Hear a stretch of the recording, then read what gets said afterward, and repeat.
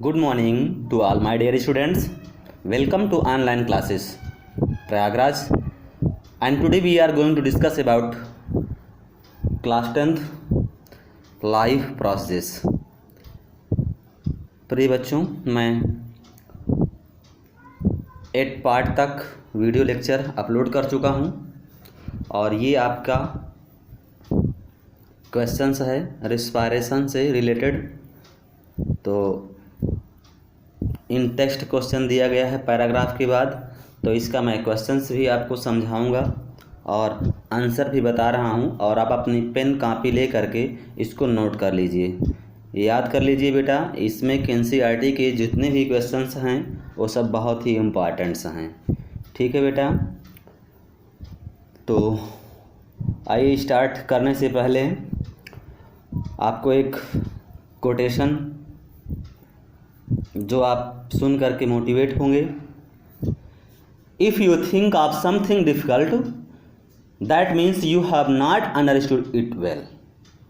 अगर आपको कुछ मुश्किल लगता है तो इसका यही मतलब है कि आपने उसे ढंग से समझा नहीं, ठीक बेटा। तो आइए स्टार्ट करते हैं। What advantage over an aquatic organism does a terrestrial organism have with regard to obtaining oxygen for respiration? बेटा, रिस्पायरेशन के लिए ऑक्सीजन प्राप्त करने की दिशा में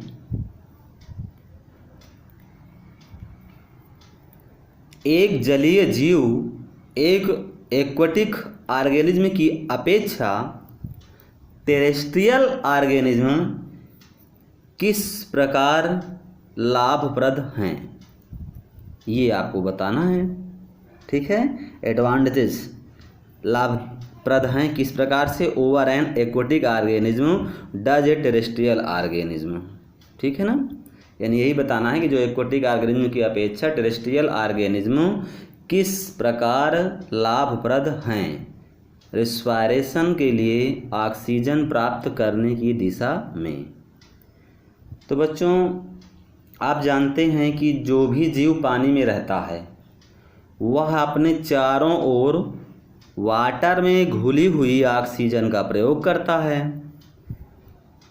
चूँकि पानी में घुली हुई ऑक्सीजन की मात्रा बहुत कम होती है, ठीक है, अतः एक्वाटिक ऑर्गेनिज्म में रिस्पायरेशन रेट क्या होगा, अधिक होगा, और टेरेस्ट्रियल ऑर्गेनिज्म में पर्याप्त ऑक्सीजन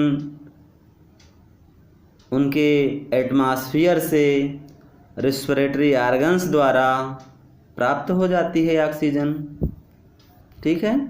अतः आप कह सकते हैं कि एक्वाटिक ऑर्गेनिज्म की कंपेयर में टेरेस्ट्रियल ऑर्गेनिज्म में रिस्पायरेशन रेट काफ़ी कम होती है, ठीक बच्चों। तो आप इसका आंसर नोट करिए। What advantage over an aquatic organism does a terrestrial organism have with regard to obtaining oxygen for respiration. Note करें बेटा, terrestrial animals derive oxygen from air which is much less denser than water and also contain much more oxygen, about 30 times. So these animals can take sufficient oxygen from the air to meet their high energy need. The rate of diffusion of oxygen is also faster in air than in water. बात समझ गए होंगे बेटा, क्योंकि water में जो oxygen होती है वो घुली हुई मात्रा में बहुत ही कम होती है और एटमॉस्फेयर में ऑक्सीजन की मात्रा पर्याप्त होती है। इसलिए जो टेरेस्ट्रियल ऑर्गेनिज्म होते हैं वो क्या करते हैं, वो उनको पर्याप्त मात्रा में ऑक्सीजन जो है मिल जाती है वातावरण से ही, तो रिस्पिरेटरी ऑर्गन्स द्वारा वो ऑक्सीजन ले लेते हैं, ठीक है ना। यही रीज़न है कि एक्वेटिक जीवों की तुलना में स्थलीय जीवों में श्वसन दर काफ़ी कम होती है। जैसे हम लोग हैं ना, टेरेस्ट्रियल में आते हैं तो रिस्पिरेशन रेट काफ़ी कम होगा जो जल में रहने वाले जीव होते हैं उनकी तुलना में, ठीक है ना। तो बच्चों ध्यान दीजिए, नेक्स्ट क्वेश्चन है, what are the different ways in which glucose is oxidised to provide energy in various organism. What are the different ways, विभिन्न पथ या विभिन्न रास्ते in which glucose is oxidise, glucose के ऑक्सीकरण से, ठीक है ना, provide energy in various organism, भिन्न जीवों में ऊर्जा प्राप्त करने के विभिन्न पथ या रास्ते क्या हैं। ग्लूकोज के ऑक्सीडेशन से वेरियस ऑर्गेनिज्म में प्रोवाइड एनर्जी, ऊर्जा प्राप्त करने के डिफरेंट वेज क्या हैं। थोड़ा सा सोचिए और बताइए, बहुत सटीक क्वेश्चन है ये कि ग्लूकोज का जब ऑक्सीडेशन हो रहा था तो कहाँ पे हो रहा था ग्लूकोज का ऑक्सीडेशन, और एनर्जी कैसे प्राप्त हो रही थी, उनके क्या रास्ते हैं। तो हमने इससे पहले बताया था ना कि ग्लूकोज की ऑक्सीडेशन से जीवों में एनर्जी प्राप्त करने के लिए विभिन्न डिफरेंट वेज, पथ होते हैं, और वो क्या हैं वो मैं आपको बता दूं कि ग्लूकोज आपने देखा था ना 6 कार्बन मॉलिक्यूल्स था, और ग्लूकोज का जब ऑक्सीडेशन होता है तो वो किस में कन्वर्ट हो जाता है, पायरूवेट में। और यह प्रक्रिया कहाँ होती है, साइटोप्लाज्म में होती है। कहाँ होती है, साइटोप्लाज्म में होती है, ठीक है। अब जब 6 कार्बन मॉलिक्यूल से यानी ग्लूकोज किस में कन्वर्ट हो गया, 3 कार्बन मॉलिक्यूल्स में कन्वर्ट हो गया, मीन्स पायरूवेट में, ठीक है ना। अब इसके आप देखिए कि कितने रास्ते हैं। अगर आप एब्सेंट ऑफ ऑक्सीजन की उपस्थिति में ईस्ट में देखें, फंगस में, तो ये किस में कन्वर्ट हो जाता है, सीधे एथेनॉल में, कार्बन डाइऑक्साइड और प्लस एनर्जी वो भी थोड़ी सी मात्रा में, ठीक है ना, क्योंकि एब्सेंट ऑफ ऑक्सीजन हुआ में जो है ये कन्वर्ट हुआ है। अब जहाँ पे थोड़ा सा ऑक्सीजन का क्या कमी हो जाए तो वो हमारे मसल सेल्स में होती है। जब हम कभी दौड़ लगाते हैं ना तो आप देखते हैं कि थक जाते हैं, मांसपेशियों में दर्द होने लगता है, वो किसके कारण होता है, क्योंकि ग्लूकोज सीधे किस में कन्वर्ट हो गया है, ऑक्सीजन पर्याप्त न मिलने से लैक्टिक एसिड और प्लस एनर्जी में, ठीक है।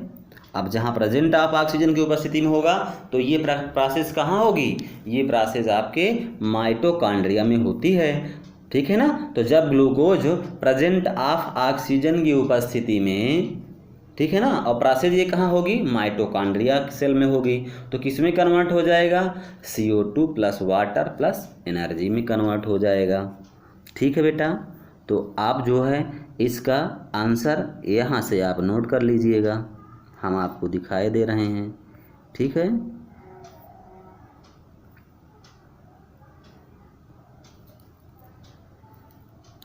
यहाँ से आप इसका आंसर नोट कर लीजिएगा, यही है इसका आंसर, ठीक है। ये देखो, ये एक तो एब्सेंट ऑफ ऑक्सीजन का रास्ता है, लैक ऑफ ऑक्सीजन है, प्रेजेंस ऑफ ऑक्सीजन है, ठीक है।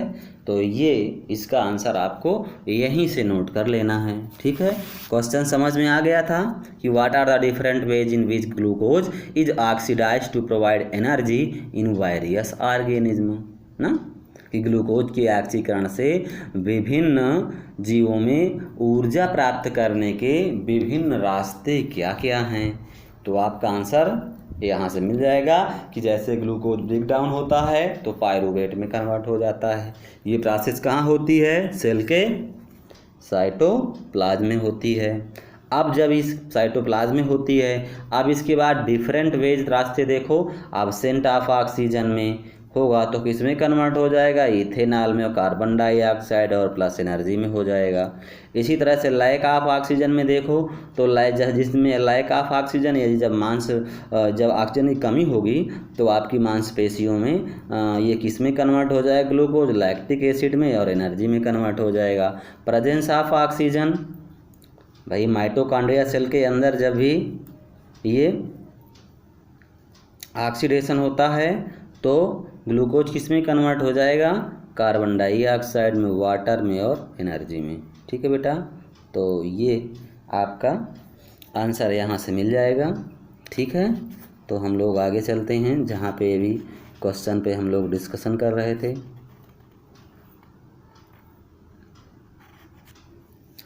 तो क्वेश्चन पे हम लोग यहाँ पे डिस्कशन कर रहे थे आपसे।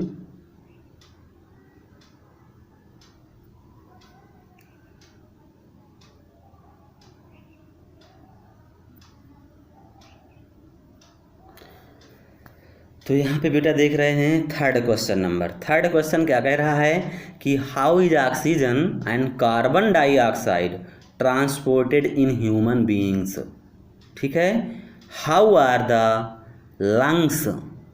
चलिए नेक्स्ट क्वेश्चन हम बाद में पढ़ते हैं, पहले इसको हम लोग समझ लेते हैं कि how is oxygen and carbon dioxide transported in human beings.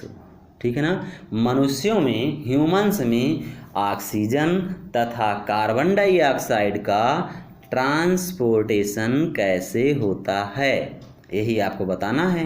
ठीक है ना, कि ह्यूमन बीइंग्स में O2 एंड CO2 का ट्रांसपोर्टेशन कैसे होता है, तो यही आपको बताना है बेटा। तो पहले आप ऐसे समझ लीजिए, ठीक है ना, थोड़ी से स्टोरी टाइप में, कि जैसे मान लीजिए अगर ट्रांसपोर्ट ऑफ ऑक्सीजन, अगर ऑक्सीजन को ट्रांसपोर्ट करना है ह्यूमन बीइंग्स में तो क्या होगा कि ह्यूमन बॉडी के लंग्स, एल्वियोलाई की ब्लड वेसल्स में आरबीसी होते हैं, होते कि नहीं होते हैं। ह्यूमन बॉडी के लंग्स में क्या पाए जाते हैं, एल्वियोलाई पाए जाते हैं, और वो एल्वियोलाई जो होते हैं ब्लड वेसल्स यानी कि आरबीसी होते हैं। ठीक है, उसमें, और उसमें क्या मौजूद होता है आरबीसी में, रेस्पिरेटरी पिगमेंट्स, हीमोग्लोबिन। तो जिसमें मौजूद हीमोग्लोबिन ऑक्सीजन से क्या है, बाइंडिंग करके ऑक्सी हीमोग्लोबिन बना देता है। ठीक है ना, जो आरबीसी में रेस्पिरेटरी पिगमेंट्स हीमोग्लोबिन है, वो हीमोग्लोबिन को किस में, ऑक्सीजन के साथ ऐड कर दो तो किस में कन्वर्ट हो जाएगा, ऑक्सी हीमोग्लोबिन में कन्वर्ट हो जाएगा, तथा सभी ऊतकों एवं अंगों तक क्या होगा, पहुंच जाएगा। ये तो रहा ट्रांसपोर्ट इन ऑक्सीजन। ठीक है ना, उसी तरह से ट्रांसपोर्ट इन CO2 अगर आप देखा जाए तो कैसे, ऑक्सीजन की अपेक्षा CO2 वाटर में क्या है, अधिक घुलनशील है। आपको ये मानना पड़ेगा। यहाँ से प्रश्न बहुत ही इम्पॉर्टेंट है बेटा, कि ऑक्सीजन की कंपेयर अगर किया जाए, ठीक है, ऑक्सीजन की अपेक्षा CO2 क्या है, वाटर में अधिक विलेय है, इसलिए टिश्यू से लंग्स तक ट्रांसपोर्टेड, ठीक है ना, ट्रांसपोर्टेशन हमारे रुधिर या ब्लड प्लाज्मा में विलेय अवस्था में ही होता है। अब आप समझ गए होंगे। ठीक है ना, देखिए सबसे अधिक घुलनशील गैस अगर ऑक्सीजन और CO2 में देखा जाए तो यहाँ पे क्या हो जाएगी, जो कार्बन डाइऑक्साइड गैस है वो वाटर में अधिक घुलनशील होती है। ठीक है, जब वाटर में अधिक घुलनशील होती है ये, तो ऊतकों से ये क्या करेगी, फुफ्फुस तक हमारे ट्रांसपोर्टेड ब्लड में विलेय अवस्था में होती है ये। तो इसका भी आप आंसर नोट कर लीजिए अगर नोट करना चाहें, क्योंकि तो हमने तो बता दिया आपको, इसमें जो कोई प्रॉब्लम्स नहीं है। ऑक्सीजन का ट्रांसपोर्टेशन और उसके साथ साथ कार्बन का ट्रांसपोर्टेशन आपको बताना था। ठीक है, तो कैसे ट्रांसपोर्ट हो रही है, तो भाई ऑक्सीजन का ट्रांसपोर्टेशन होगा तो आप जानते ही हैं कि लंग्स में क्या पाए जाते हैं, लंग्स में एल्वियोलाई पाए जाते हैं जो ब्लड वेसल से क्या होते हैं, कनेक्ट होते हैं। ठीक है ना, और आरबीसी में रेस्पिरेटरी जो पिगमेंट्स होता है वो हीमोग्लोबिन होता है, और जब वही हीमोग्लोबिन आपके एल्वियोलाई से ऑक्सीजन को लेकर के किस में कन्वर्ट कर देता है, ऑक्सी हीमोग्लोबिन में, और जैसे ही ये कन्वर्ट हुआ वैसे सभी टिश्यू तक, ऑर्गन्स तक इसको पहुंचा दिया गया। वहीं पे अगर CO2 का अगर ट्रांसपोर्टेशन देखते हैं तो ऑक्सीजन की अपेक्षा CO2 क्या है, वाटर में अधिक सॉल्युबल होता है कि नहीं होता है, और इसीलिए टिश्यू से फुफ्फुस तक परिवहन हमारे रुधिर प्लाज्मा में विलेय अवस्था में हो जाता है। ठीक है, तो इस तरह से आप इसको भी बना लीजिएगा, और यहाँ पे आप जो है बहुत ही सरल तरीके से आप इसको अपने भी शब्दों में डिस्क्राइब कर सकते हैं। नेक्स्ट क्वेश्चन है, how are the lungs designed in human beings to maximise the area for exchange of gases. यानी गैसों के एक्सचेंज के लिए, आदान प्रदान के लिए ह्यूमन लंग्स में अधिकतम जो एरिया को कैसे डिज़ाइन किया गया है, कैसे अभिकल्पित किया गया है, यही आपको बताना है। तो आप नॉर्मल समझ लीजिए पहले बात को कि जो श्वास नली, जो ट्रैकिया है, ठीक है ना, वो लंग्स में अंदर जाने के बाद कई छोटी छोटी किस्में ब्रैंकियोल्स में कन्वर्ट हो जाती है। ठीक है ना, डिवाइड हो जाती है, और यही छोटी छोटी जो ब्रैंकियोल्स होती हैं, छोटे छोटे थैली जैसी रचना जब बनाती हैं तो उनको हम क्या कहते हैं, एल्वियोलाई कह देते हैं। ठीक है ना, बैलून शेप्ड का स्ट्रक्चर जो भी हमने लंग्स के अंदर देखा था, हाँ, बहुत ही इम्पॉर्टेंट होती है। इनकी संख्या जो है करोड़ों में होती है। तो कूपिकाओं की जो वाल जो होती है, भी आपने पढ़ा था ना, सॉफ्ट एंड बहुत कोमल होती है ना, पतली होती है, और जो कि ब्लड सेल से घिरी हुई होती है, और दोनों लंग्स में लगभग अगर मिला दिया जाए तो 30 करोड़ एल्वियोलाई पाए जाते हैं। दोनों लंग्स में कितने करोड़ होंगे, लगभग 30 करोड़ एल्वियोलाई होते हैं, जो लगभग 100 वर्ग मीटर सतह बनाते हैं। ठीक है ना, तो ये तो आपने हिंदी में समझ लिया, लेकिन आप इसको अगर लिखना चाहें तो फिर हम लिखा देते हैं, और आप लिख लीजिए। ठीक है, कि how are the lungs design in human beings to maximise the area for exchange of gases. Short note में क्वेश्चन बढ़िया है, आप इसको नोट करिए। तो आंसर में नोट करिएगा बेटा कि in human beings oxygen is transported in 2 veg.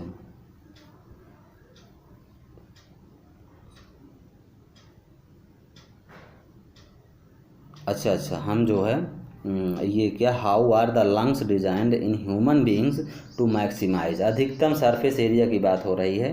तो अगर आप लिखना चाहें तो थर्ड वाले का भी मैं बोल देता हूँ, नहीं आप जो है कैसे सॉल्व करेंगे इसको।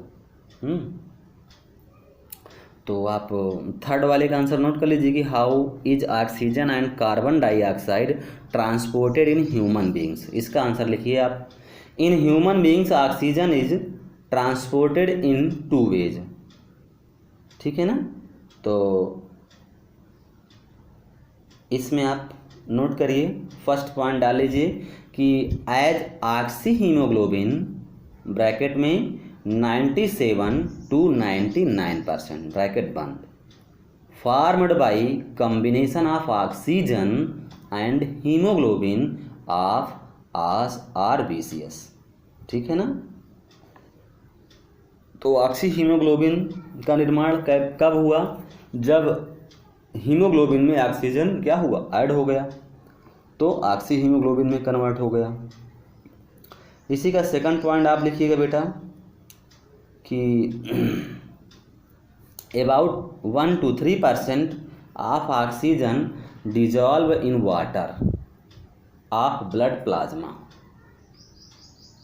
तो लगभग 1 से 3% जो ऑक्सीजन होती है वो वाटर, ब्लड प्लाज्मा की वाटर में डिजॉल्व होती है।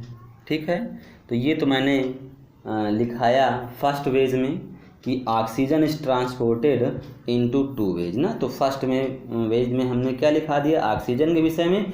अब पैराग्राफ चेंज कर दीजिए और उसके बाद नेक्स्ट लाइन में लिखिए CO2 के से रिलेटेड कि in human beings carbon dioxide is transported in 3 ways. ठीक है ना, तो कार्बन डाइऑक्साइड का ट्रांसपोर्टेशन के 3 रास्ते यहाँ पे बताए गए हैं, तो आप उसको नोट कर लीजिए 1 2 3 करके। तो फर्स्ट नंबर इसमें लिखिए, first point, as sodium bicarbonate in blood plasma. Note करिए फर्स्ट पॉइंट में, as sodium bicarbonate in blood plasma and potassium bicarbonate in the RBCS about 70%। ठीक है, वहीं पे आप सेकंड नंबर लिखिए, सेकंड पॉइंट्स, तो as carbonic acid about 7% formed by dissolution of carbon dioxide in water of blood plasma and RBCS। ये third points हो गया और वो सेकंड पॉइंट्स हुआ। अब थर्ड पॉइंट्स नोट करिए, as carbamino haemoglobin about 23% by combination of carbon dioxide with haemoglobin. ठीक बेटा, तो मैंने आपका ये क्वेश्चन थर्ड का आंसर भी करवा दिया। अब क्वेश्चन फोर्थ का आंसर लिख दीजिए कि how are the lungs design the human beings to maximise the area for exchange of gases. यानी गैसों के एक्सचेंज के लिए मानव लंग्स में अधिकतम जो सरफेस एरिया होता है उसको कैसे डिज़ाइन किया गया है। तो नोट करिए बेटा, इसमें आंसर नोट करें। इनसाइड द लंग्स के अंदर the primary bronchus divides and redivides to form a network called bronchial intercon. ठीक है बेटा, लंग्स के अंदर आपने देखा था ना कि जो ब्रोंकाई थी ना वो एक बार डिवाइड हुई और फिर लास्ट में वो ब्रांकियोल्स में फिर से डिवाइड हो गई। ब्रोंकाई, ब्रांकियोल्स एंड ब्रांकियोल्स में ये डिवाइड हो गई। आपने फिगर में देखा होगा ना कि जो ब्रोंकाई है वो आगे चल करके किस में कन्वर्ट हो गई थी, ब्रांकियोल्स में, तो उसी को ब्रांचियल इंटरकॉम कहते हैं। इसी में लिखिए बेटा, नेक्स्ट इसी में है, the finest branch are known as alveoli. तो बेटा आप जो देख रहे हैं ये जो स्वेल बैलून शेप्ड स्ट्रक्चर आगे एल्वियोलाई का ब्रांकियोल्स का जो टर्मिनल एंड है ना वहाँ पे बैलून शेप्ड स्ट्रक्चर जो दिखाई दे रहा था उसी को हमने क्या कह दिया था, एल्वियोलाई कह दिया था। तो देयर आर अबाउट, लिख लीजिए, अभी हमने आपको 30 करोड़ बताया था तो ऐसे ही इसको भी लिख लीजिए, लगभग 750 million alveoli in both the lungs of man. ठीक है, तो मैन के दोनों लंग्स में अगर देखा जाए तो लगभग 750 मिलियन एल्वियोलाई होते हैं and which collectively provide a surface area of about 100 square. ठीक है ना, तो ये जो है लगभग 100 वर्ग मीटर का सतह है प्रोवाइड करा देते हैं, which is more than 50 times that of skin about 1.6 square metre. तो इस तरह से आप जो है इसका आंसर आपका कंप्लीट हो गया लगभग।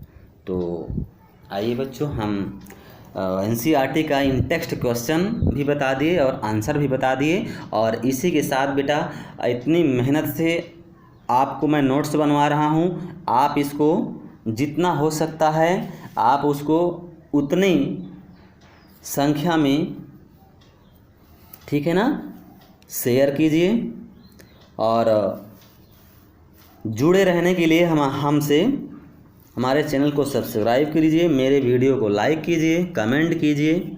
और प्रिय छात्रों, आपके कमेंट मेरे लिए बहुत मायने रखते हैं और ये कमेंट मुझे नए नए वीडियोज़ बनाने के लिए मोटिवेट करते हैं और उत्साह भी देते हैं। तो थैंक्स अ लॉट ऑफ, हम जल्द ही मिलेंगे एक नए टॉपिक के साथ, तब तक के लिए अलविदा।